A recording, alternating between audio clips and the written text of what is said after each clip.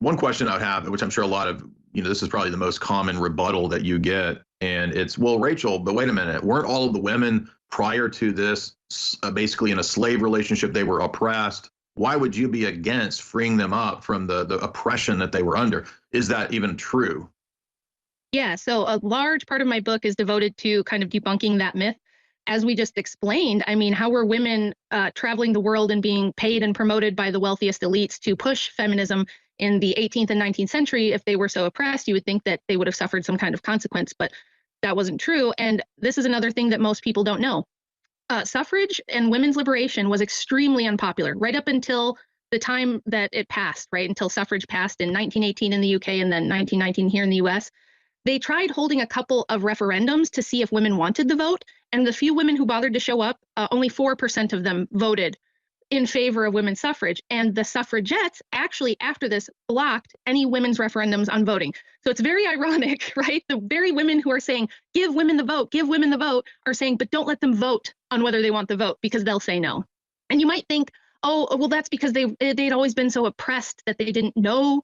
They were scared of life not being oppressed. They were afraid to be liberated or something along those lines. But that was actually not the reasoning they gave. And Susan B. Anthony herself said in her History of Women's Suffrage that the reason women didn't want suffrage is because they were very happy and enjoyed a lot of protections and provisions under male suffrage that they did not want to give up. And there was a vast amount of anti-suffrage organizations all through the 19th century and the early 20th century who had much bigger membership than pro-suffrage groups.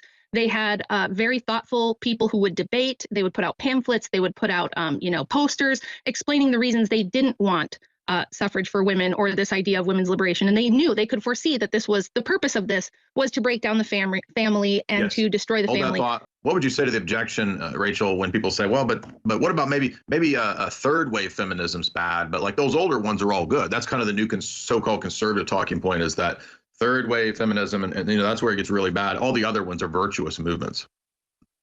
Yeah, well, part of this is a symptom of their literal rewriting of the history. There's a wonderful paper by Professor Joe C. Miller, where he looked at the 13 mainline history textbooks used in universities to study the history of women's liberation from about 1900 on. And when he examined them, now he's more of a progressive liberal professor himself, but he examined these and he said, okay, they've actually, as time gone on, written out large sections of the movement because they were not politically expedient and they did not help with the propaganda.